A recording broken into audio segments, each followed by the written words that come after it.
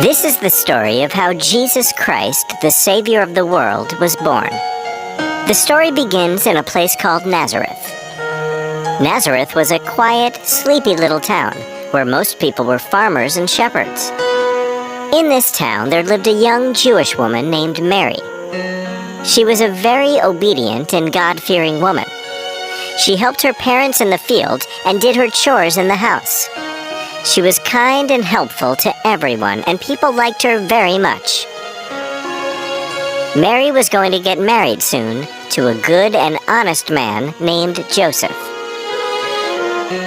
A few days before Mary's engagement, she had a visitor. He was a very special guest, an angel sent by God from heaven. The holy angel Gabriel visited her in her room and called her in her sleep. When Mary opened her eyes, she saw a heavenly figure bathed in a pool of white light floating beyond her window. It wore bright white robes and had big silver wings fluttering behind him. At first, she thought she was dreaming, but later, when she heard the angel's voice, she realized this was no dream. Mary, do not be afraid. I am Gabriel. God has sent me to you.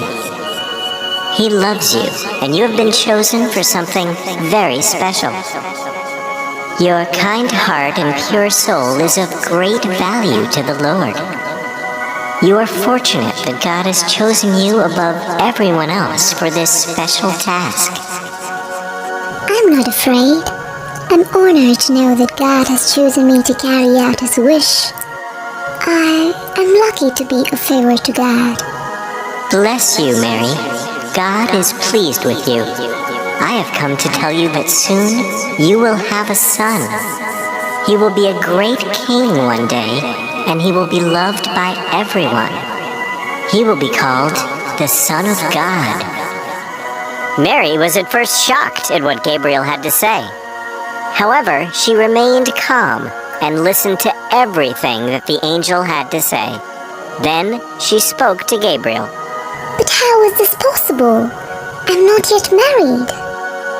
Do not be afraid, Mary. The Spirit of the Lord will take over you, and you will be blessed with a son. He will be called the Son of God. He will do great things for the people.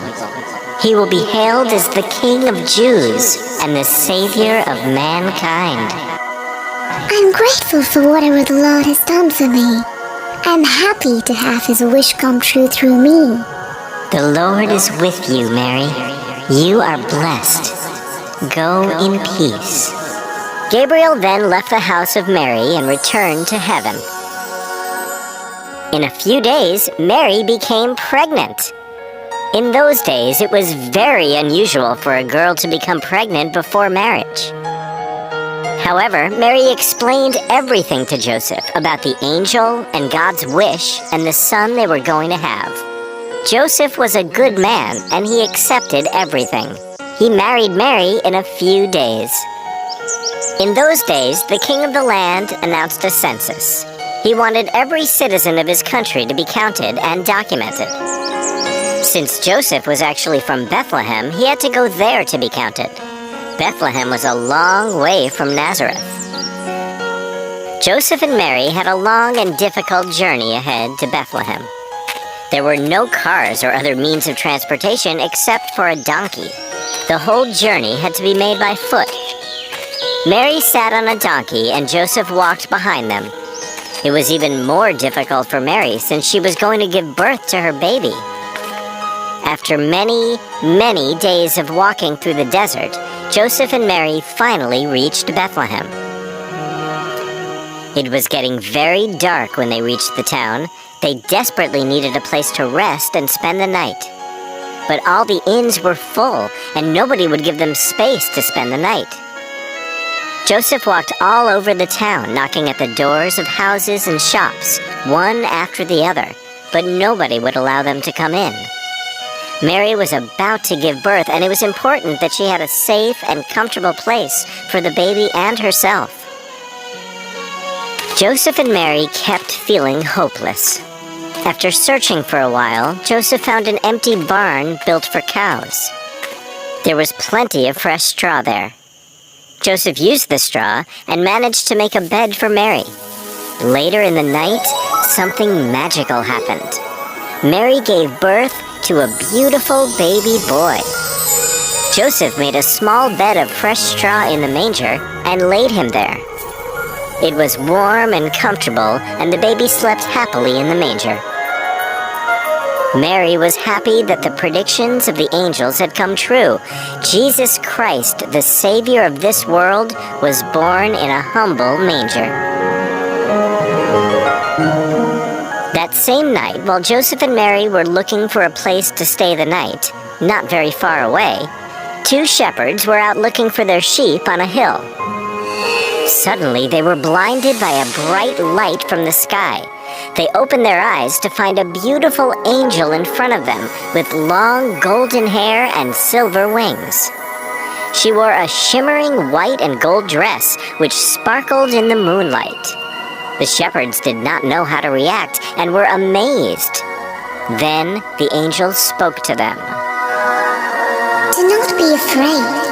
I have come to give you good news. Tonight, in the town of Bethlehem, a baby boy has been born. His name is Jesus. He will be known as the Savior of the world. You will know it is Jesus when you see a baby boy wrapped in a clothes in a manger.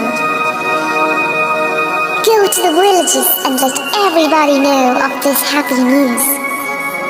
Let everybody know that Jesus, the Savior of the Jews, was born today. Go in peace now and spread the good news. The shepherds were happy and shocked at the same time. They were overjoyed at the fact that a Savior was born, and they ran towards Bethlehem to find baby Jesus, the King of the Jews, who had been born in a humble manger. When they eventually found the baby in the manger in Bethlehem, they praised him and bowed down in worship. On the night that Jesus was born, 3 wise men were traveling on their camels across the desert. Suddenly, there felt a flash of light come down on them. They looked up at the sky and they saw a bright star. It was a kind of star that they had never seen before. The 3 wise men were aware of the prophecy of Jesus. They were waiting for the Star of Bethlehem to appear, and when they saw it, they were overjoyed. It meant that the Savior of the world and the King of the Jews was born.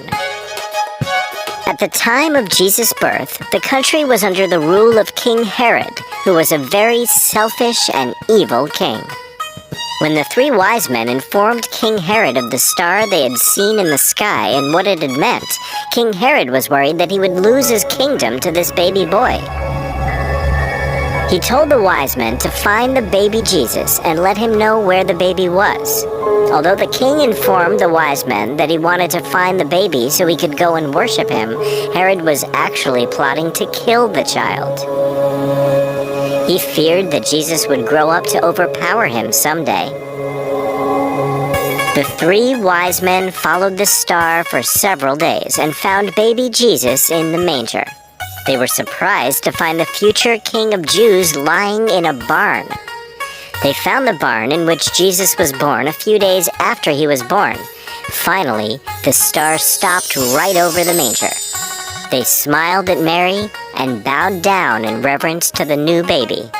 They had brought gifts of gold, frankincense, and myrrh for the baby. These were very valuable gifts and only given to kings. It was highly unusual for anybody to give these precious things to a newborn baby. However, this was no ordinary baby, and the wise men fully understood the purpose of Jesus' birth. And so, now you know the story of Christmas, and how the mighty Savior of the world started his journey on earth. The story shows us that great things can have small and humble beginnings.